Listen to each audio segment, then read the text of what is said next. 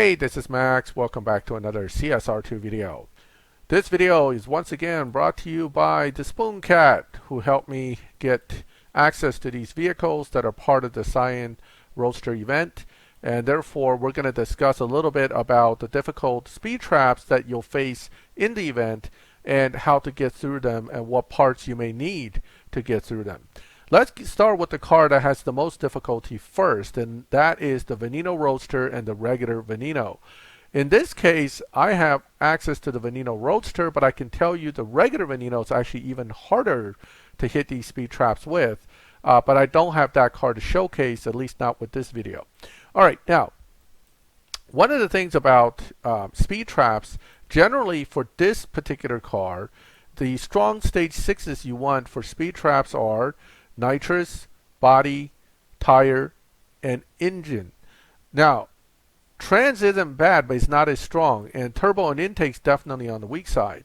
So in order to hit the target number, which interestingly for this particular car, the Roadster, is a little bit slower than the speed trap of the normal Veneno, which is like a 289 miles per hour.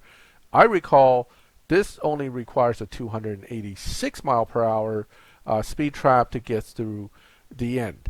However, in the interest of not having the wrong information, and since I only remember vaguely exactly what the speed trap was, we're going to go ahead and showcase it using 289 mile per hour, so we can be sure that this is not going to be a problem for this car. Now, with this car, what's interesting is that the nitrous, although it does help a lot, isn't gonna just push the car straight through. So you want enough duration rather than super strong, very short burst nitrous. You want the car to kind of ride on the duration. The other thing about this car that's interesting with any of its speed trap runs is that you cannot launch it perfect, and you cannot launch it at 1000 RPM. Because it has wheel spin and it's going to ruin the run, you actually want to start late and then shift to 7th as quickly as possible, and that'll hopefully get you your best runs. So as you can see, it's enough to get there, but the quicker you can get to 7th, meaning if you can launch and instantly drop to 0 RPM with the first shift and then get to 7th without the needle moving much, you'll have a better margin of error for getting it to that 289 mile per hour. So these four in combination in various ways seems to produce some of the strongest runs. For example, even if I don't have nitrous, let's take nitrous out, which changes the way this runs, but you put in engine instead, you can still accomplish the run, but your tune will be a little bit different in that you're losing the nitrous duration. You still want nitrous to be as close to 4.0 as possible, leaving everything else about the same, and the engine and body will still help you get there as long as you can get to 7th gear quick enough.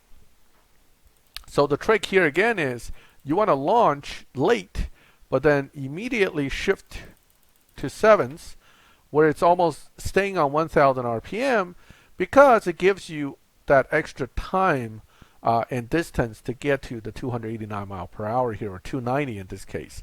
So out of these four stage 6s, any combination will work.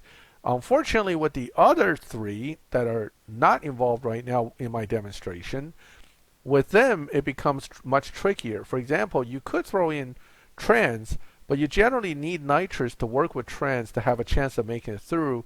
And again, with tire or with engine, it may not be strong enough. So definitely these four, 1, 2, 3, 4, are going to be the key stage 6s, and you're going to need combinations of 3s to try to make this. So keep that in mind, that the Roadster, Veneno Roadster, is going to require multiple stage 6s. And the same actually, if not worse, applies to the Veneno. Now, what about the other two cars? Okay, the SC18, which is one of the lock-ins. What about this one? This is the second lock-in. This car actually faces a pretty high speed trap of 291 mile per hour, but this car is so fast and good enough at speed traps that 291 can be reached with no stage 6. So that's not really going to be a problem for you because you can hit 291 mile per hour without any stage 6. You want to end your speed right at 291 or end change. You can do 280, 281, 50-50 or 51 tired. I actually prefer 50-50. I think it works better. 3.0 nitrous is fine. And this is, again, just straight to 7th or the final gear, whatever it is, and hit nitrous. So you're going to literally shift right to, you're going to just let it go right from here and just shift to 7s and hit nitrous. And that is enough for this car because look at that top speed gain at the end there. This car doesn't even really need the nitrous at the end. It just uses the nitrous right from the get-go. 291.522, no problem whatsoever. So this one, no stage 6, full fusion will hit 291. Now, if you don't have full fusion, obviously you're going to want some stage 6s. And again, nitrous, body are going to be the stronger stage 6s for the purpose of helping this car get there. Now, the Centenario is a little different, assuming I'm even pronouncing it right. The key with this car is that it also can do the speed trap that is theoretically the required speed trap of 288 mile per hour without a problem. You can do it once again, no stage 6, but the car works a little differently than the others in that, yes, short duration nitrous. Yes, you're going to set final drive where it tops out, but tire, you need 0-100. This kind of setting for tire actually hurts it. Okay, so this car likes 0-100 tire to make it. Okay, now from a test run standpoint, same thing. Just get to the final gear and hit nitrous and off you go. You should make it, no problem. Now, because it has a very short duration nitrous, you could theoretically hit nitrous a little bit later. Okay, let it get going a little and then hit it, or hit it right outright.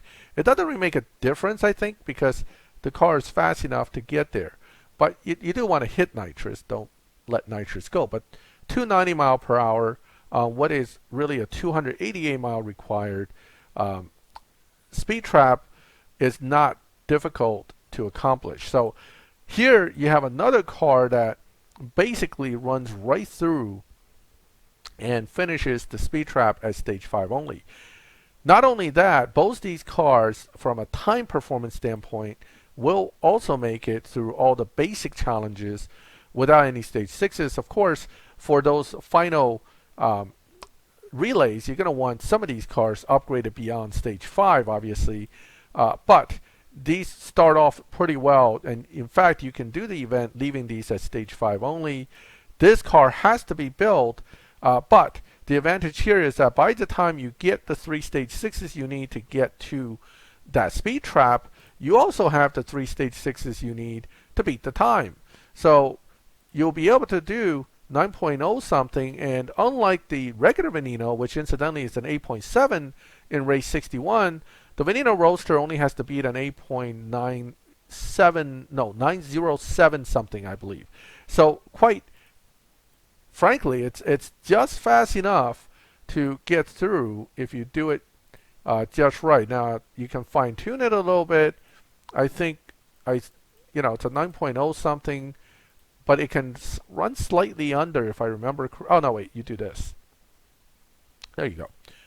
It'll run plenty under if you put it to 0-100 tires, so therefore it'll blow right through that challenge and get through the speed trap barely. So the Veneno Roadster, if you upgrade it enough to beat that race before the speed trap, you're close for beating the speed trap. But again, the speed trap is the most difficult out of them all. Now what about this car? Well, you're not going to face any speed traps that are difficult enough to even worry about. And this car is another car that at stage 5 only, okay, stage 5 only, mind you, right here, full fusion. And this question always gets asked, so I'm going to answer it right now. Yes, this car will be able to beat Tempest 3 Tier 5 with just stage 5 only for that time trial. I'm not saying it's going to just outright destroy Harkness, but it'll definitely do. But here's something else. This car runs under dyno, which means, yes, it can actually beat Harkness's time too. Not only can it be speed elite, what am I doing here? Well, now I'm getting confused. No, not only can it beat the time trial, it can in fact beat the boss. Now, is it going to be easy to use in every setting? Probably not, because I'm not, testing it through all the limitations and all the different sprints. But I can tell you, because it runs under dyno, time isn't the issue here. It's going to crush him. So you got that as an option. So is this car worth getting? Out of all the Lamborghinis of this event, and I have not tested the Sian Roadster, so I can't tell you about that, I would say live racing and general usefulness all around, this guy here is very good. There are people that obviously like this one as well. I think this car is good as well, but I don't hold a whole lot of hope out for either this one or this one as far as live racing is concerned. They just don't seem to be as easy to work with when it comes to less upgrades, beating dyno, all that fun stuff. So SVJ63 Roadster works a lot like the LB Aventador, and you all know how much I love the LB Aventador as a live racer. Therefore, you'll be seeing me in live with this car without all stage 6s. In fact, without any stage 6s probably.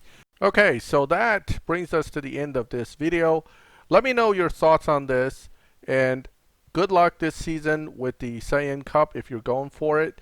And thank you for joining me for this video. I'll catch you next time.